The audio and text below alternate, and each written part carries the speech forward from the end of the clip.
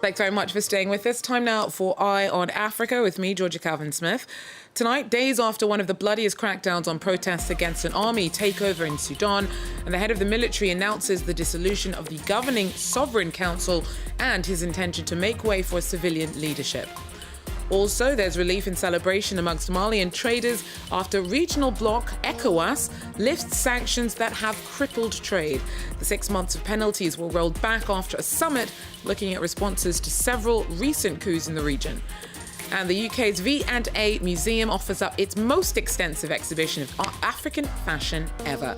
The display retraces the creative evolution of clothing from post-independence offerings of the 50s and 60s to the spectacular contemporary stylings catalyzing catwalks around the world. But first, after 8 months of fatal protests against an army takeover in Sudan, the head of the military said that it will pull out of national talks and would make way for a civilian government. Abdel Fattah al-Burhan announced the dissolution of the Sovereign Council during a surprise televised speech on Monday, on the 5th day of protest sit-ins that began after a deadly crackdown on rallies last Thursday. At least 9 people were killed. Overall, 114 have died in crackdowns on anti-coup protests since last October. Naba Mohideen tells us more about the response to Burhan's announcement. It's a win because the protesters and protest groups made it clear that they don't want to negotiate with the military, so they are refusing any compromise, that including military generals in the political scene.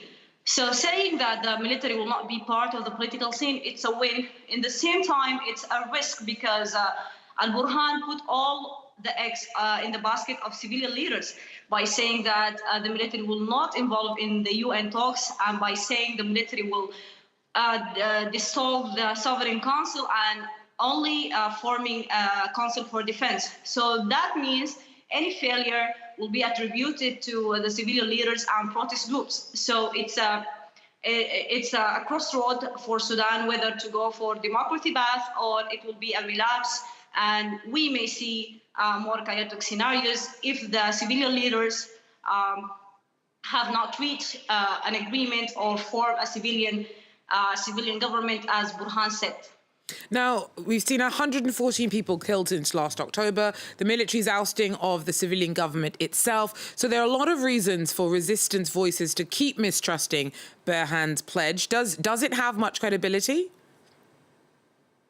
Actually, people are not believing in promises more than in the reality. The political scene is very complicated, and making a political deadlock for the military leaders or civilian leaders is not in the interest of any of the rulers.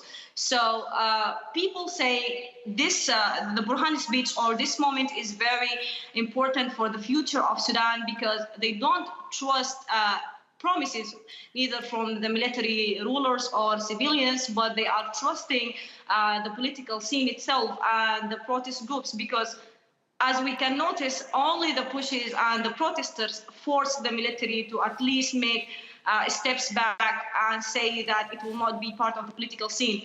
Burhan's speech saying that he will not be part of the political scene for the protesters is risky more than saying that it will involve in the UN talks, because they think without the impunity and without the punishment of the killing of the protesters, and without building institution or transitional institutions, all the promises will maybe vanish in a moment, and we may see another military coup under the reasons of preserving the transitional government or the security situation. So saying that the military will just make a defense council and watch the political scene may be an excuse for a military coup or more iron fist for the coming years.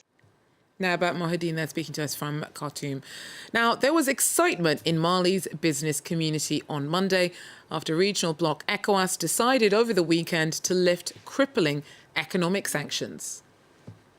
C'est une grande joie pour nous tous, pour la société, parce que notre économie était très chutée. Avec la levée, je vais rentrer au pays et 2 mois plus tard, je reviendrai avec ma famille ici. Well, the trade and financial embargoes were brought in January after Mali's military junta said it planned to stay in power for 5 years. The standoff was eased after last week's announcement of plans for elections to be held in February 2024. So Ecowas rolled back the penalties on Sunday at the summit, where they also considered recent coups in Burkina Faso and Guinea. Our regional correspondent Sam Bradpeace tells us more. The outcome of this Ecowas summit has been pretty good for Mali.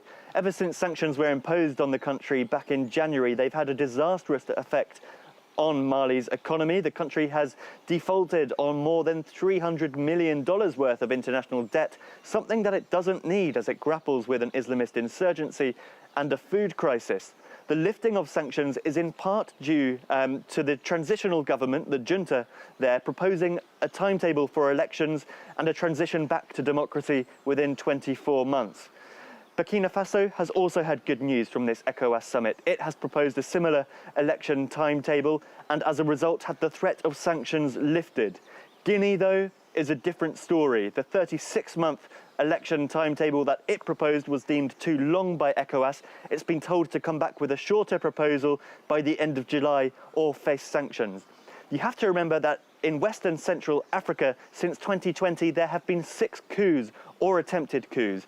And so the use of sanctions, or the threat of the use of sanctions, is used effectively by Ecowas to discourage this kind of behaviour and to try and maintain democracy within the West African region. Sam Bradpeace there for us. Now, South Africa's off to a winning start after their opening match of the Women's Africa Cup of Nations tournament. Banyana beat defending champions Nigeria 2-1 on Monday night's Group C match. The teams battled it out at the final 4 years ago in Ghana. And though the Super Falcons are seen as the ones to beat, South Africa's hungrier than ever, having not quite ever clinched a win of the competition after having made it to 5 finals so far. They'll face Burundi on Thursday, when Nigeria will also face WAFCON newbies Botswana.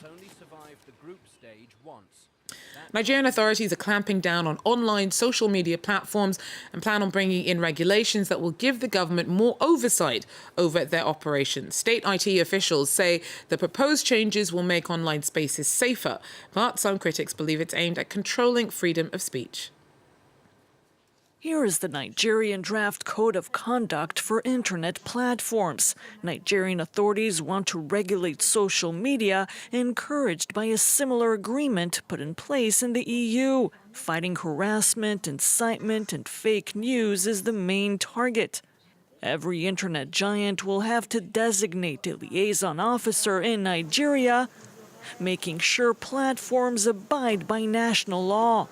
There's some good that can come out of this as well. I think that the social platforms also being present in Nigeria or being present in the country gives individuals and agencies also better option of being able to collaborate with them. But there are concerns the government may want to curb free speech. The code talks of unlawful or dangerous material, which would have to be taken down within 24 hours, and of platforms being forced to release user data. I think that when you look at the pattern of things that the government have been trying to do, what they're trying to do really is to control the digital space. And as soon as you do that, you restrict the growth of the economy generally. Nigeria faced off with Twitter last year, suspending it for 6 months after the platform removed a post from President Muhammadu Buhari.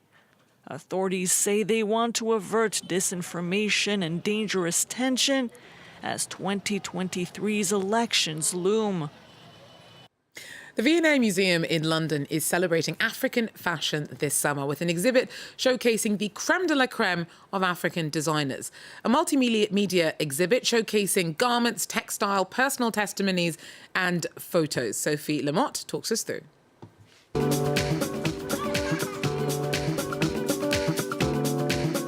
Featuring outfits made from recycled jeans, traditional head wraps and a sparkly purple suit that blends femininity and masculinity, African skills and creativity is taking centre stage at the V&A this summer.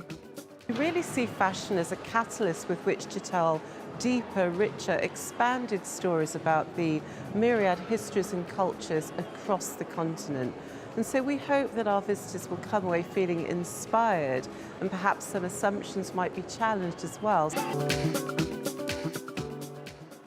Inspired by traditional fabrics like the kente cloth that Kwame Nkrumah wore in his famous Ghanaian independence speech, or Mandela's famous Madiba shirts, these clothes now take on a distinctive modern and political twist. Contemporary African designers are using their crafts to push boundaries, challenge stereotypes, and reflect on transnational struggles. My piece is based on two garments that come from two different cultures. The first one is the British culture, which is the trench coat, and the second one is the burqa, that is also very profound in Morocco and all the Arab countries. And Morocco, as far as we know, it's the North Africa. And I decided to make a dialogue between both of them and to give a respect to two countries. Highlighting themes of inclusivity and solidarity, African designers are reappropriating their space in the V&A, an institution that says it seeks to widen its African collection.